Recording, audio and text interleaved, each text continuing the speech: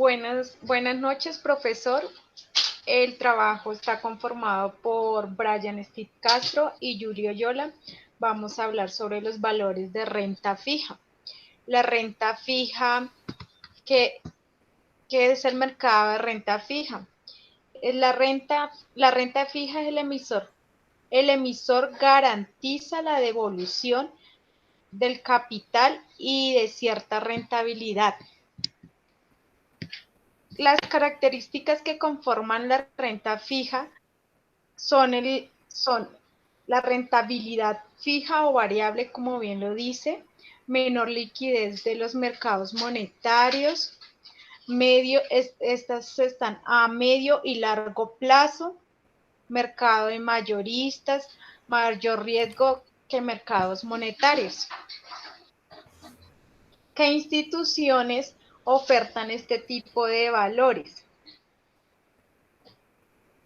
Los fondos mutuos, las sociedades comisionistas de la bolsa, sociedades de capitalización, la Tesorería Nacional del Ministerio de Hacienda y del Estado Público, el Banco de la República, entidades vigiladas por la Superintendencia Financiera de Colombia.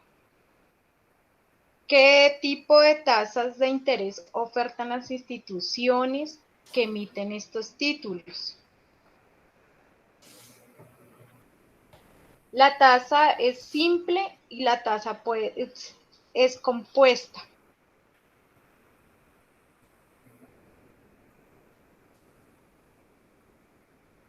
Dice, los tipos son por lo menos la ETF, que es la tasa de interés de los certificados y depósitos a término fijos, el indicador bancario de referencia, que también se denomina IBR, el IPC y la unidad de valor real. Vamos a hablar de los riesgos que se pueden presentar con la inversión de este tipo de títulos de valores. Pueden ser riesgos cuantificables, los riesgos de mercado, el riesgo de crédito, riesgo de contraparte, el riesgo del emisor, el riesgo de liquidez, el riesgo real, riesgo operativo, riesgos no cuantificables, riesgo reputacional y riesgos estratégicos. Mi compañero Brian le va a profundizar un poco más de riesgos financieros. Compañeros, profesor, muy buenas noches. Para entender un poquito qué es el riesgo financiero, vamos a hacer un supuesto de una microempresa que quiere hacer parte del mercado financiero, incursionando en la compra o venta o en el mercadeo de títulos de renta fija. Lo más común que se maneja para las pymes es la compra de bonos, porque las acciones, pues, por el tipo de organización como pyme, no es posible estar inscrito en la bolsa de valores. Entonces, la compra de bonos o CDTs es lo que mayormente encontramos en el mercado de títulos. El riesgo financiero nos dice que es la incertidumbre que se encuentra directamente asociada al rendimiento de una inversión. Entonces, esto nos hace referencia a cómo una pyme debe estar pendiente de la incertidumbre. La incertidumbre pues hace referencia a que suceda un hecho que bien pueda hacerme ganar o hacerme perder el dinero de una inversión. La teoría nos dice que esto se debe a la posibilidad existente en la empresa al no contar con la disponibilidad necesaria para hacer frente a las obligaciones. Como es bien sabido, por el tema de la pandemia, muchas microempresas o pymes están buscando métodos de financiación distintos a los tradicionales, como los bancarios, préstamos, tarjetas de crédito, comprar o vender bonos. ¿Por qué? Porque esta crisis pues no sabemos realmente cuándo va a terminar y el riesgo financiero es muy alto. Prácticamente podría llevar al no cumplimiento de la obligación financiera. Dentro del riesgo financiero hay unos riesgos muy importantes que se deben tener en cuenta a la hora de hacer una intervención en el mercado de títulos valores. El principal de ellos es el riesgo de mercado. Nos dice que es producido por las variaciones imprevistas de los precios de los instrumentos de negociación. Como bien sabemos, ahora los precios de los rendimientos que están pagando por lo menos los CDTs, pues se han mantenido estables gracias a las políticas monetarias que ha manejado el Banco de la República y el gobierno. Este riesgo de mercado es el principal en un orden jerárquico, por llamarlo así, porque este riesgo de mercado generalmente no lo controla nadie y es expresado por hechos recurrentes como el que estamos viviendo en este momento. Entonces, gracias a la gestión, repito, que ha hecho el gobierno, pues digamos que los CDT se han mantenido estables. Caso contrario, las acciones de algunas empresas como las de Avianca, que al día de ayer cerraron su valorización en 30 pesos, teniendo más del 96% de baja en el precio. El otro riesgo importante es el riesgo económico y hace referencia a la incertidumbre producida en el rendimiento de la inversión debido o producidos en la situación económica del sector que opera. Si bien es cierto, esta pandemia ha afectado a algunos sectores más fuerte que a otros, pero es inevitable que todos los sectores económicos están siendo afectados. Entonces, el riesgo económico debe ser tenido en cuenta por las microempresas a la hora de buscar financiación o incursionar en el mercado de títulos. Dentro del riesgo financiero es otro riesgo muy importante, es el riesgo de la tasa de cambio. Hay muchas microempresas y pymes que venden sus productos o importan sus productos, entonces la tasa de cambio pues es un factor muy fuerte, sobre todo a la hora de hacer una importación. Si bien es cierto, aunque el peso colombiano en estos últimos días ha tenido una recuperación frente al dólar, aún esta tasa sigue siendo muy alta y el riesgo para los importadores de materia prima sobre todo, pues hace que se eleven sus cuotas de sus créditos aumenten y muchas cosas más que es con el tipo de cambio. Otro riesgo es el riesgo de crédito, donde encontramos, hay dos escenarios. Uno es la pérdida que yo espero, que yo conozco, que yo sé como microempresa, y la otra es la pérdida inesperada, que es la que no puedo manejar. La pérdida esperada dice que es el primer elemento de riesgo del crédito. Generalmente se mide o se tiene en cuenta la tasa y el tiempo, porque son los elementos que yo conozco, que yo tengo, que puedo controlar a la hora de obtener un crédito.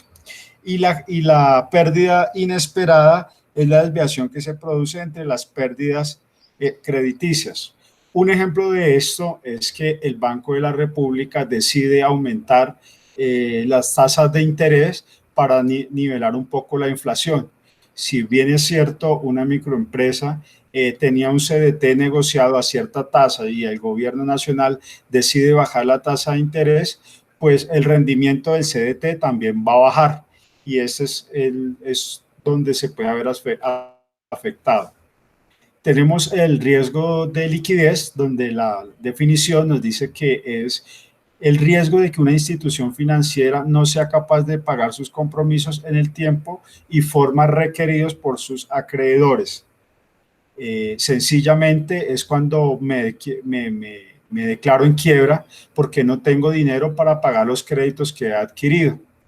Y por último también tenemos el riesgo operativo, que se puede manifestar en procesos internos, entre las personas, entre tecnología e información y eventos externos, como repito, el tema de la pandemia. Pero en todo este riesgo financiero a la hora de incursionar en el mercado de títulos, tenemos también unas herramientas, una medición. Lo principal es mirar la volatilidad, que hace referencia a la rapidez con que los precios se modifican y la magnitud de este cambio en los precios de la renta fija, de los títulos de renta fija. Encontramos la medición del riesgo, pues como su nombre lo dice, se trata de analizar una única inversión que yo como microempresa o pyme vaya a hacer en el mercado de títulos de renta fija. Y la medición de riesgos de cartera, se trata de hacer un mismo análisis, pero no en una sola inversión, sino en un paquete de inversiones. No, en el primer caso, en el riesgo individual, si yo voy a acceder a un CDT, ese es el caso que aplicaría. Pero en el riesgo de carteras, cuando compro un paquete de inversiones, donde no solo incluya un CDT, sino además un bono, una inversión extranjera o un paquete de títulos diferentes.